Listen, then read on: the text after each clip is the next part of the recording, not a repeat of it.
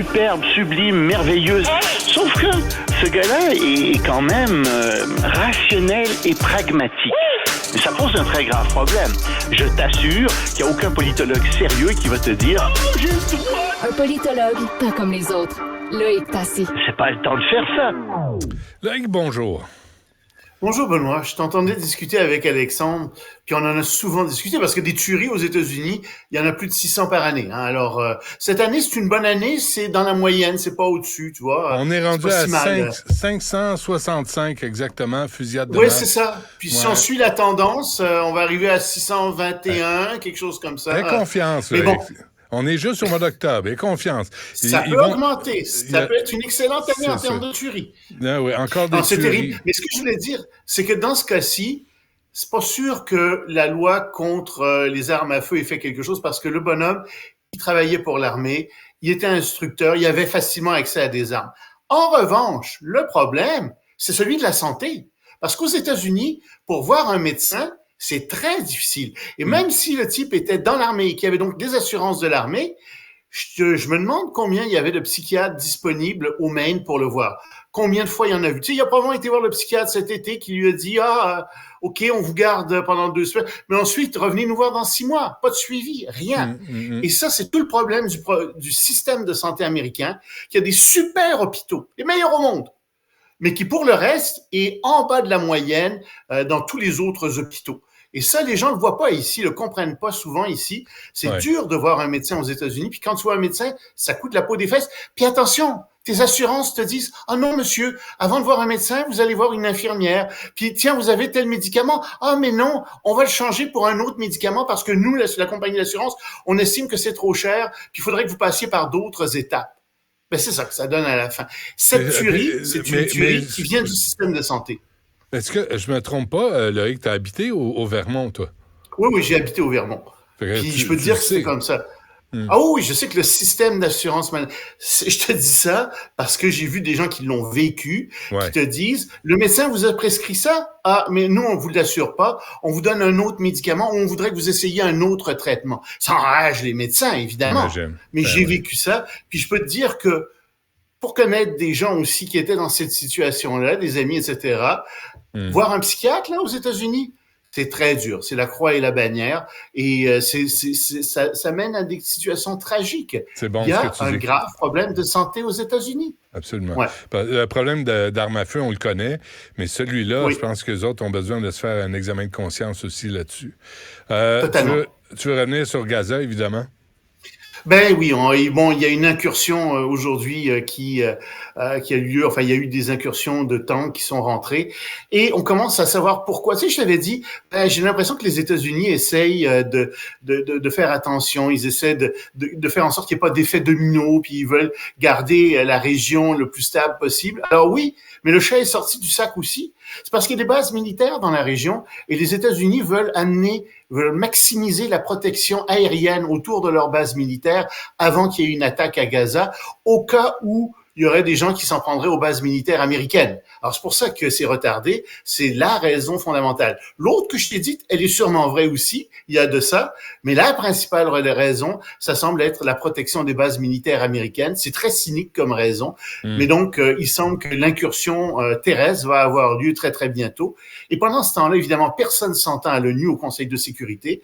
Au Conseil de sécurité où et les États-Unis et la Russie ont déposé des projets des États-Unis veto par la Chine et par la Russie, qui disent non, il faut pas que ça devienne un prétexte pour tuer des civils à Gaza, etc. La Russie, seulement par principe, tout le monde a voté contre ce que la Russie voulait, la reconnaissance de 2 États, etc. Que de toute façon, le Conseil de sécurité a aussi reconnu. Mais bon, il n'y a pas possibilité de s'entendre à l'international. Il n'y a aucun leader qui se tient debout véritablement à l'international dans cette question-là. Alors, on continue les discussions, puis il n'y a personne qui rentre. Et en ce moment, en Iran, par contre, les dirigeants, comme on avait dit, comme on avait prédit, se servent de la crise pour essayer d'augmenter leur légitimité politique. Et qu'est-ce qu'ils font? Ils ont ouvert des candidatures pour les gens qui voulaient aller combattre en Israël. Alors, ils recrutent. Tu vas aller combattre tes Iraniens, tu vas aller combattre en Israël, viens-t'en avec nous, ça va fonctionner, tu vas voir. Sauf que la population réagit pas comme il pensait. La population est tellement écœurée du pouvoir des mollahs en Iran que hier, il y avait un match de soccer, il y avait dans un stade, puis il y avait des gens qui avaient des drapeaux palestiniens et qui faisaient de la propagande pro-palestine, et c'était probablement des gens du régime. Ben, la foule s'est mise à scander le drapeau palestinien, mettez-vous-le dans le cul. Littéralement. Je suis désolé d'être vulgaire, mais c'était ça ce que les gens disaient. Parce que les gens n'ont plus du tout confiance au régime iranien et ils n'aiment pas cette propagande. Ils voient bien ce que c'est aussi. Ouais. Alors, ça n'a pas sorti du bois non plus en Iran. Est-ce qu'ils l'ont fait? Non. Mike Johnson. J'étais pas là, Benoît. Est-ce qu'il faut faire une recommandation aux gens qui nous écoutent? N'essayez pas ça à la maison. Non. Quel que soit le drapeau, mais les mots-là, c'est tout ce qu'ils méritent d'ailleurs. Là. Après, tu sais, il faut le rappeler, toutes ces femmes iraniennes courageuses qui ont été torturées, battues, violées, assassinées parce que la gang de frustrés sexuels, les mollahs, les obsédés sexuels, ils s'en prennent aux femmes puis ils veulent pas voir des cheveux. C'est malade mentaux. Voyons. Oui. Ils font regretter en Iran ces mots-là qui sont responsables de ça, que l'empalement n'existe plus.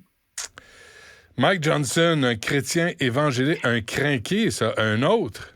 Un fou furieux. C'est un ultra-conservateur. Mais conservateur comme ça, là, ça t'en vois pas souvent. Bon, il est évangélique d'abord. Donc, il est en faveur de la guerre en Israël parce que pour lui, quand l'État d'Israël sera complètement reconstitué, ça va amener la fin du monde et donc le Messie va arriver.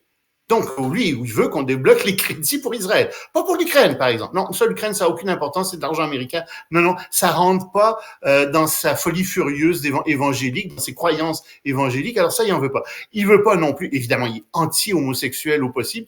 Il voudrait que ce soit criminalisé, l'homosexualité aux États-Unis. C'est un bond de 50 ans en arrière. Anti-avortement, ça va de soi.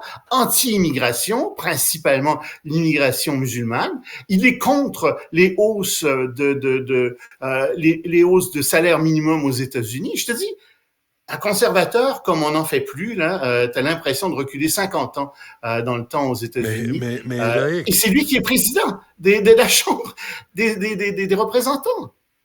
Mais de tous les coins disponibles, c'est lui qu'ils ont choisi? Ben, il est pro-Trump. Puis sais-tu quoi? Il a amené devant la Cour suprême. Il voulait que la Cour suprême annule les élections de 2020 et reconnaisse la victoire de Donald Trump, même si on sait que Donald Trump n'a pas gagné. Il est fou à ce point-là. Et il est à ce point loyal, si tu veux, pour pas employer un autre terme, à Trump. Alors, Trump l'a adoubé. Trump a dit c'est merveilleux. Alors, donc, comme tu dis, les crinqués ont gagné à la Chambre des représentants chez les Républicains. C'est eux qui sont au pouvoir. Puis c'est parmi les plus crinqués des crinqués qui sont à la présidence maintenant à la Chambre des représentants. Très bien. On se laisse là-dessus, Loïc. Merci. À demain. Salut, Anne.